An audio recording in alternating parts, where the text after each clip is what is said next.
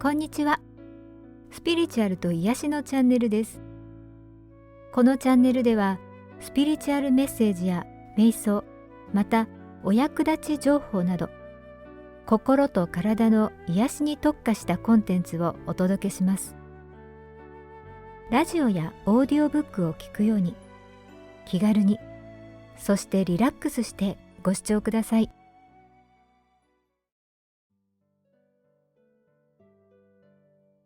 鶴光一さん幸せテクニック講座第7回をお届けします。今回は人間関係にフォーカスしている回となっています。ぜひじっくりと聞いてみてください。単なる言葉遊び、気休めではない深い癒しの感覚が感じられると思います。私自身もつい幸せになろうと頑張ろうとしてしまっています。文章の中で幸せを諦めることですという表現が出てきます。一見するととてもショッキングで否定的、絶望的とも感じられますが、ぜひ興味の赴くままに先を聞いてみてください。きっとあなたの意識が広がるのではと思います。でも今とても辛い人は浄化テクニックをぜひ実践してみてくださいね。幸せテクニック講座第7回がいるという言葉は単なる想念に過ぎない。あなたは今あなたの部屋に一人でいるとします。でも自分には家族がいると思っています。その家族はどこへいるのでしょう。あなたの頭の中にいます。だって今ここにはいないのですから。いるというのは言葉であることをまず認識してみてください。ところが嫌な人がいる、口うるさい人がいる、怒りっぽい人がいるとあなたに不快さをもたらす数々の原因となっています。いるという思いと現実が混同されています。人は言葉で思考するからです。思考の世界の存在をこそ現実と思っています。赤ちゃんは物を見てもそれをそれとして認識していません。頭の中にそのものに対する名前という言葉がないからです。いるという言葉は単なるあなたの概念に他なりません。真にあなたを苦しめているのはあなたのいるという思いであって、現実があなたを苦しめているわけではありません。このことが腑に落ちると、現実の意味合いが 100% 変わってしまいます。だってここにはいないのに、イライラは今ここにあるからです。いるという言葉がなかったらどうなるでしょうか。あなたのいる部屋のドアを開けて夫が入ってきたとします。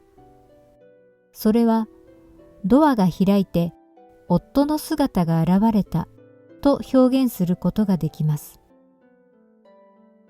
夫が部屋を出て行ったとき、ドアが開いて夫の姿が消えたということになります。どうでしょうか。こう表現してみると、そこには連続的時間の概念が希薄であるのに気づかれるはずです。突然人が湧いてきて消えていくといった風情ですね。今だけがあると思い込んでいる人は、きっとこんな言葉を使うのではないでしょうか。これが重要なポイントです。こんな表現を使える人の頭の中では、過去と今が断ち切られています。人の悩みの 99% は今ここにいない人に向けられているはずです。ですがあなたの心の中には厳然といるわけです。想念によって人はただただ振り回されて生きている。私に意地悪をする人がいる。悪口を言う人がいる。浮気者がいる。本当にそんな人がいるのでしょうか。確かにいると思っている人の心の中にだけは間違いなくいるわけです。それが事実であるか否かに関係なく、いると思っている人の心の中は間違いなく薄暗くなっています。いるという単なる想念、言葉に人は振り回されているようです。ですから単にいないと思ってみませんか？今ちょっとやってみてください。今心の中に人はいないと、1分でいいですから。心の中に人はいないという想念だけを置いて、じっと静かにその想念に集中してみてください。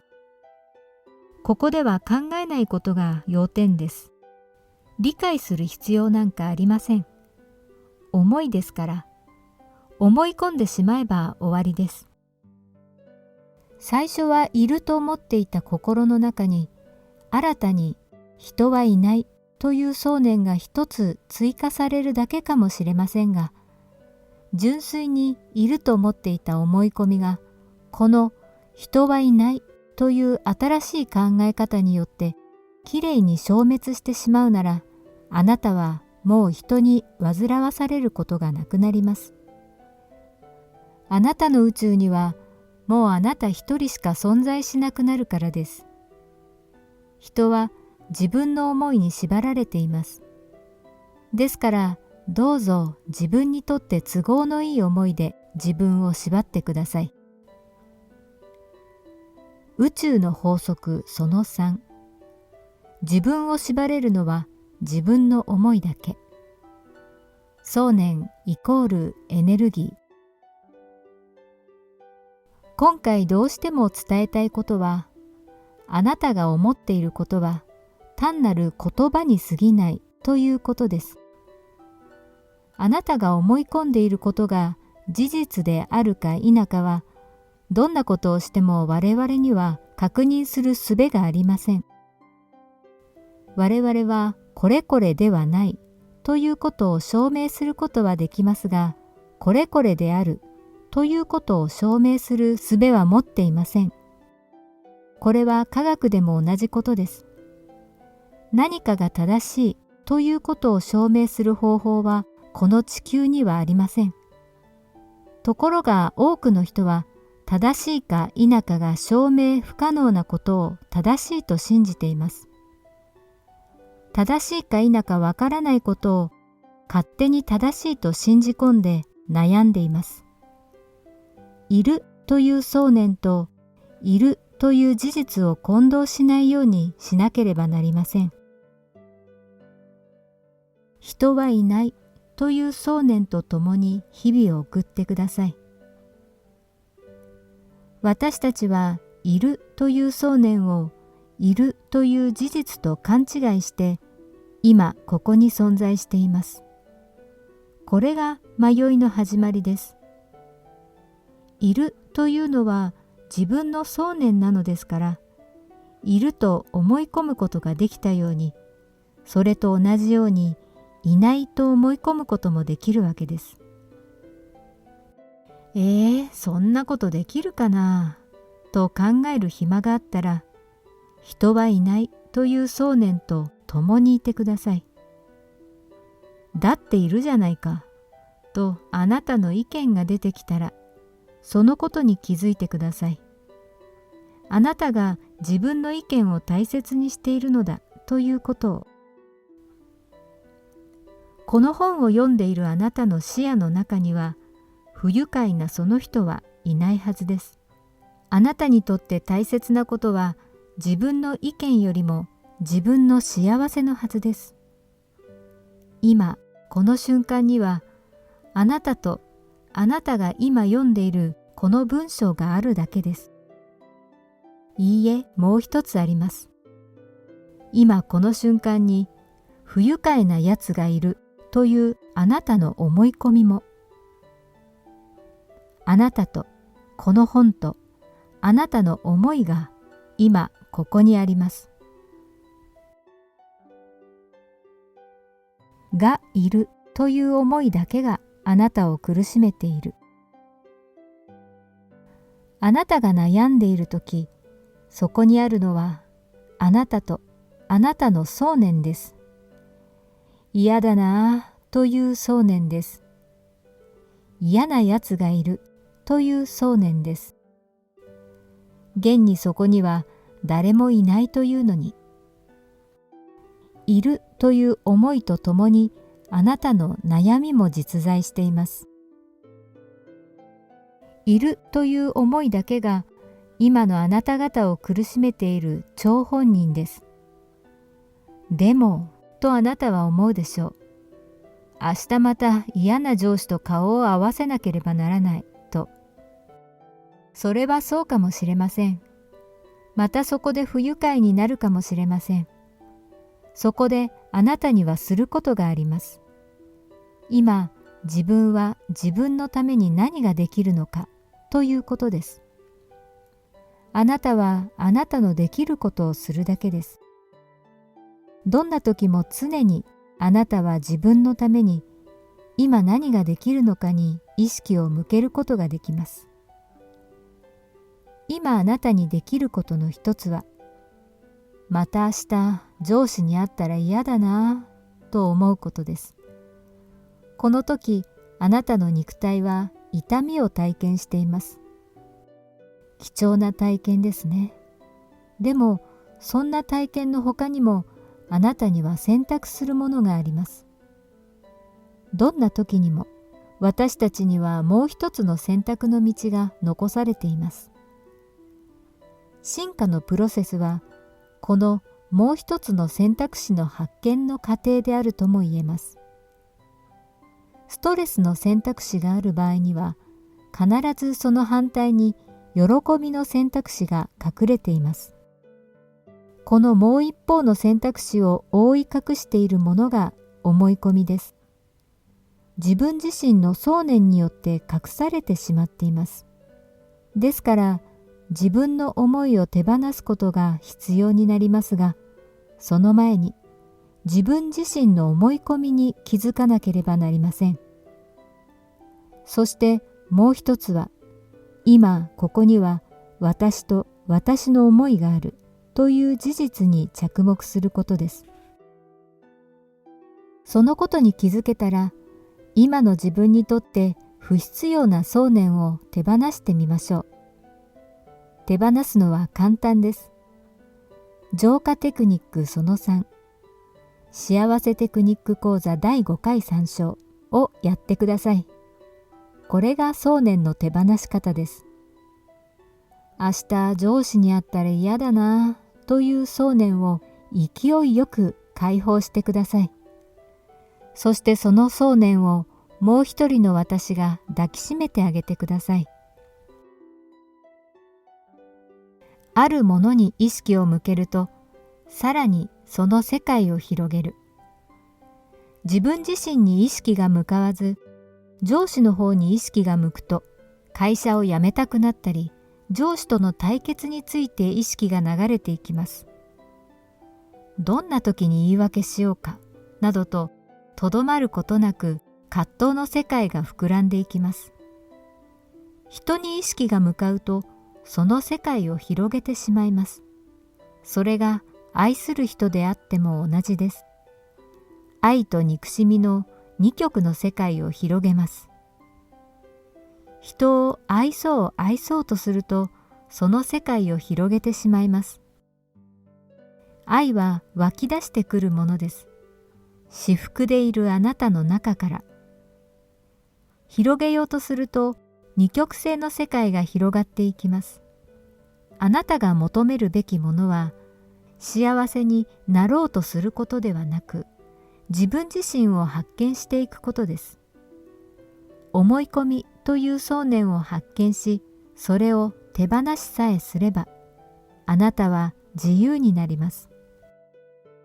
自分自身の想念の縛りから自由になることだけが重要です。あなたを不幸と感じさせているものがそれだけだからです。幸せになろうとする努力の方向は、自分に意識を向け、自分を発見すること、それだけです。これが他人を救わないとあえて言い切った理由です。この世界はパラドックスであることを知ってください。救おうとする者は救われないことを。ですから自分を幸せにしようとすることは自分を不幸にもしてしまいます。幸せになろうとする人は幸せになろうとすることに意識をフォーカスさせています。ですから幸せになろうと感じる現実を引き寄せます。思っている通りに。幸せになろうという現実とは別の言葉で表現すれば、まだ幸せではないという現実のことですね。でも 99% の人はこれをやっています。何かを得ようとしたり、何かを守ろうとしたり、より優れようとしてみたり、そんなこれまで積極的と考えてきたことは、喜びと苦しみの二極性を際立たせるのには役立ちます。至福への道は、これまでの価値観からすれば、とても消極的だと感じてしまうかもしれません。だって、悲しみをなくすことであり、憎しみをなくすことであり、このままでいいと納得することだからです。でも、それこそが最も積極的幸福法です。何者かでなくなることが。すべてのものの結果にこだわりがなくなったとき、どうしても幸せになりたい人は、幸せを諦めることです。あえてこんな否定的言葉を使わせていただきます。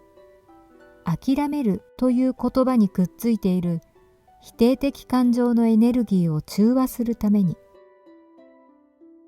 こんな表現をしてしまったら、この先を読みたくなくなるかもしれませんね。幸せ？そんなものをどうでもいいじゃない、と思えるようになった人は、至福の方が向こうから近寄ってきます。不思議ですね。あなたがすることは、幸せになろうとすることではなく、幸せを諦めてしまうことだとしたら、なんと皮肉なことでしょう。これが、この世界がパラドックスであるゆえんです。でも、そんなことできますか？あなたは、あなた自身をごまかすことなんかできません。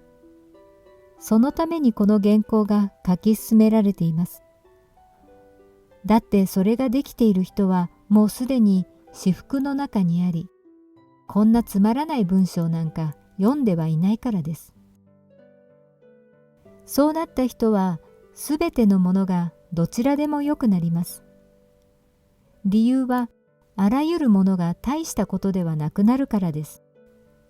だから幸せ？それがどうしたの？と感じるわけです。そんなことに興味がなくなります。もともとあなたはそうでした。初めからそうでした。それが真実のあなたです。だからこそあなたは今、この過酷な地球にやってきました。興味津々であったわけです。幸せではないということがどんなことなのか、苦しいという感覚がどんなものであるのかに。初めからあなたは幸せになるために地球に来たわけではありません。だから今を楽しんでください。そのままのあなたを何も変えようとせず、今を感じてみてください。そうしていたら自然に浄化が起きてきます。そしてあなたは至福の人へと帰っていきます。人は結果を出すためにここにいるのではなく、プロセスの体験が初めのあなたの目的でした。幸せへと帰っていくという結果は、初めから用意されているゴールです。そんなものは初めからあるのですから、何の心配もありません。今、ここを歩むことです。ここを見据えて、ここを体験してください。憎い時には憎んでください。嬉しい時には笑ってください。嫌いだと感じる時にはそう感じてください。常に今そこを感じてください。明日のことではなく、昨日のことでもなく、憎んでいれば、嫌っていれば、必ずそのうちそんなことが嫌になってきます。だって、そうプログラムされているのですから。もうこんなの嫌だと思ったら、憎しみを声に出して表現し、そんな自分を丸々抱きしめてください。憎しみを出し尽くし、その想念を自分で受け入れてください。自分が出した想念をまた自分に戻します。自分の出したカルマを自分自身で刈り取ります。こうしてカルマの連鎖に終止符が打たれます。浄化テクニックその4、つる式 M2 テクニック。親指以外の指を指が内側に向くように交互に組み合わせ、その指の先を胸、ハートチャクラにつけたまま、今ストレスを感じていることを声に出して言います。例、いつも文句を言う夫がいることがストレスと感じている人の場合、文句ばかり言わないでよ。2、ゆっくり両手を前に出しながら、その想念を自分の前に引っ張り出します。この時、指先をじっと見て目を離さないことがポイントです。3、手が伸びきったらここで呼吸を止め、何も考えずゆっくり手を胸に戻します。その間呼吸を止めている必要はありません。自然にやりたくなったとき、呼吸を始めてください。4、胸、スタートしたところに指がついたら、確認の意味で胸をちょっと押してあげます。それだけです。そのストレスについているさまざまな想念を言葉で声に出し、すべて取ってください。あなたは今、体験の階段を一歩登りました。真実の自分の目的を一つ遂げました。憎しみという趣旨を体験という果実として結実させました。英知へと昇華させました。憎しみに狂う体験途中の人への温かい眼差しを獲得しました。同情できる人へと進化しました。あなたという菩薩に祝福あれ。